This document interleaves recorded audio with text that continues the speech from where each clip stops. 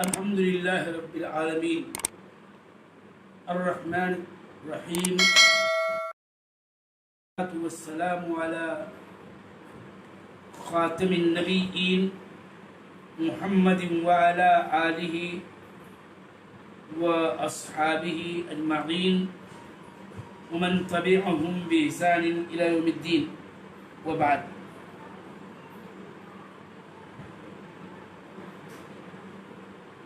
کل کے درس میں مکر و قید کا معنی بیان کیا گیا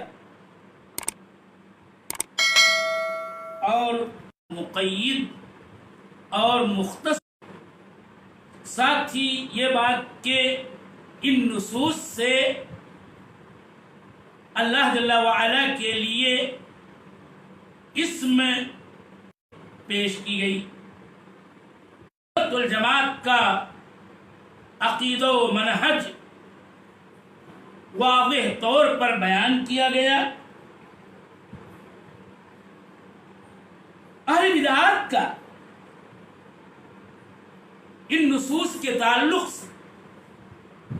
اور ان نصوص سے ثابت صفات کے تعلق سے کیا موقف اور کیا نظریہ ہے ان کا، تو بڑے اختصار کے ساتھ یہ بات کہی جائے گی، اس لیے کہ باب الصفات ایک ہی ہے اور اس تعلق سے ہمیشہ اور ہر صفت کے متعلق خواہ معتزلہ ہوں یا اشاعرہ اور ماتریدیہ ہوں، ان کے مواقف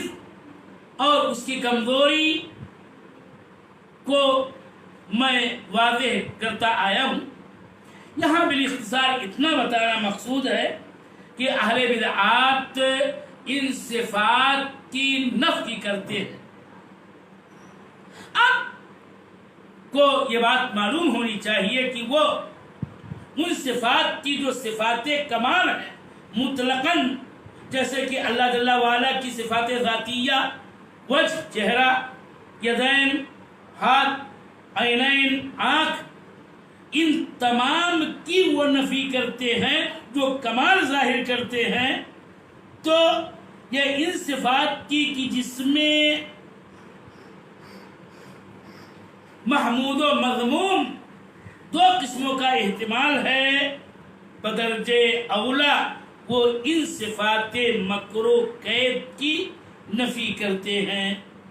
اب سامعین کرام یہ سوال پیدا ہوتا ہے کہ آخر یہ ہے ہمارے مخالفین اہل الاہواء والبدع، یہ اہل کلام فرق کلامیہ والے آخر ان نصوص کے متعلق کیا کہتے ہیں اور ان نصوص کی کیا توجیہ کرتے ہیں، اس کی کیا تفسیر کرتے ہیں. اس کا مختصر جواب یہ ہے کہ یہ ان نصوص اور ان کے ظواہر کا انکار و نفی کرنے کے ساتھ ہم ان کی تفسیر ان کے آثار سے کرتے ہیں اور مجازی معانی مراد لے کر کے اس کی تفسیر کرتے ہیں. یعنی مثلا وہ آیت کریمہ وَمَكَرُوا وَمَكَرَ اللَّهُ کیا وَمَكَرُوا مَكْرًا وَمَكَرْنَا مَكْرًا میں اللہ جل وعلا کے مکر یا اللہ تعالیٰ کے قید کی تفسیر کچھ یوں کرتے ہیں کہ ہم ان کے مکر کا بدلہ دیں گے. وہ عقید و قیدہ کا معنی یہ بیان کرنا چاہتے ہیں کہ انا اجزیہم بقیدہم، ہم ان کے قید کا بدلہ دیں گے. اور اس طرح سے یہ اہل بدعت مکر و قید صفت کی نفی اور اس کا انکار کرتے ہیں.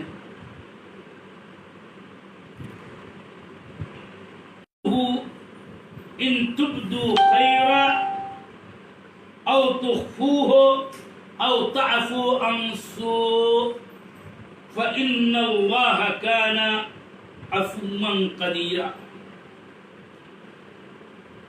وقوله وَلْيَعْفُوا وَلْيَصْفَحُوا إِلَّا عِبَادَكَ مِنْهُمُ الْمُخْلَصِينَ. یہ 4 آیتیں شیخ الاسلام ابن تیمیہ رحمہ اللہ رحمۃ واسعہ اپنی اس کتاب میں ذکر فرما رہے ہیں، اور اپنے منہج جس کا انہوں نے شروع میں بیان کیا ہے اور اپنے اعتقاد جس کا ذکر انہوں نے اول کتاب میں کیا ہے، اسی کے مطابق اس بات صفات کے ان نصوص کو بھی ذکر کر رہے ہیں کہ وَقَدْ دَخَلَ فِي هَذِهِ الْجُمْلَةِ مَا وَصَفَ اللَّهُ بِهِ الى آخر. تو گویا بات یہ کہنا چاہتے ہیں کہ اللہ تعالی نے جو اپنی صفتیں اپنی کتاب میں بیان کی ہیں، ان میں یہ نصوص کتاب اللہ کے ہیں کہ جن میں مثلا ان صفات کا اللہ تعالی کے لیے اثبات ہوتا ہے، جس کو میں آپ کے سامنے یوں بیان کرنا چاہتا ہوں کہ آج میں خالی ان نصوص قرآنی کا اردو ترجمہ پیش کر رہا ہوں، اور اس کے بعد اس کے معانی اور اس کے متعلقہ فوائد اور دیگر اہم نکات کو واضح کروں گا اگلے دروس میں. تو سامعین کرام، ان آیات کا ترجمہ آپ سماعت کریں. پہلی آیت نساء کی ہے. اللہ تعالی کا قول ہے ان تبدو خیرن، اگر تم خیر کو ظاہر کرو، آیا کرو، او تخفوہ، یا اس کو اخفا رکھو، اس کو چھپاؤ، پوشیدہ رکھو، او تعفو عن سوء، یا کسی سوء اور برائی سے تم درگزر کرو، چشم پوشی کرو. فَإِنَّ اللَّهَ كَانَ عَفُوًّا قَدِيرًا. سو اللہ تعالی تو بہت زیادہ عفو درگزر کرنے والا اور قدرت رکھنے والا ہے. اس کے بعد دوسرا نص ہے، سورہ نور کی آیت کا حصہ ہے، وَلْيَعْفُوا وَلْيَصْفَحُوا أَلَا تُحِبُّونَ أَن يَغْفِرَ اللَّهُ لَكُمْ. چاہیے کہ اہل ایمان درگزر کریں، معاف کریں اور چشم پوشی کریں.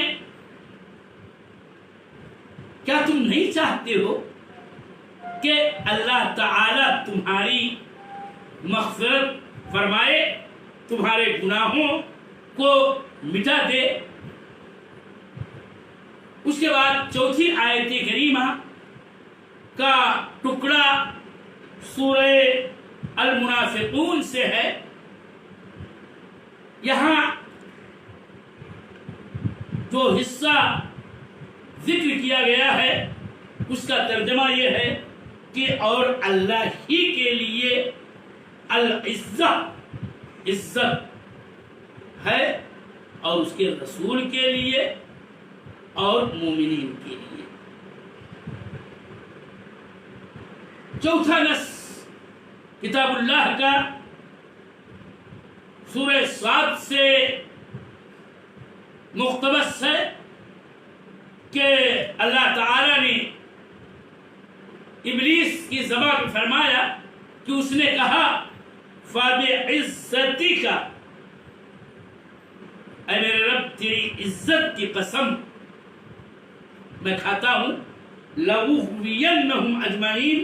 میں ان کو گمراہ ضرور کروں گا. یہ تو سامعین کرام ان نصوص کا ترجمہ ہے۔ یہ بات میں آپ کو بتا دوں کہ ان نصوص کے یہاں ذکر کرنے کا مقصود یہ ہے اور یہ بتلانا چاہتے ہیں شیخ الاسلام ابن تیمیہ رحمہ اللہ کہ ان آیات سے اللہ جل وعلا کے ایک طرف چند اسماء کا اثبات ہوتا ہے تو چند اہم ترین صفات کا بھی اثبات ہوتا ہے جس پر یہ نصوص کتاب اللہ دلالت کرتے ہیں۔ اور یہ بات یاد رہے کہ اہل ایمان، اہل سنہ والجماعہ، اہل الحدیث اللہ جل وعلا کو اس کے اسماء الحسنی اور صفات علیہ ہی سے پہچانتے ہیں، اور اسی لیے کتاب و سنت کی روشنی میں، اس کے دلائل و براہین قاطعہ کی روشنی میں ہمارا یہ اعتقاد ہے کہ ہم اللہ تعالیٰ کے لیے ان اسماء حسنی کا اثبات کرتے ہیں جس کا اثبات خود اللہ تعالیٰ نے کیا ہے یا اس کے رسول نے کیا ہے، اور ان صفات کا بھی ہم اثبات کرتے ہیں جن صفات کا اثبات اللہ تعالیٰ نے اپنی کتاب میں یا اس کے رسول نے اپنی احادیث میں کیا ہے، اور اسی سے اللہ جل وعلا کی معرفت حاصل ہوتی ہے جو اہم ترین دین کا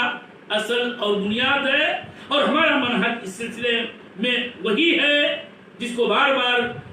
دہرایا جا رہا ہے کہ باب صفات تو باب واحد ہے، فنثبت من اثبتہ اللہ واثبتہ لہ رسولہ من الاسماء والصفات،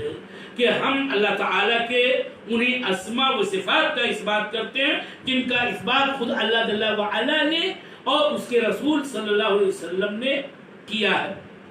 تو میں آج اتنی قدرت کا اثبات ہوتا ہے اور ان صفات کے معانی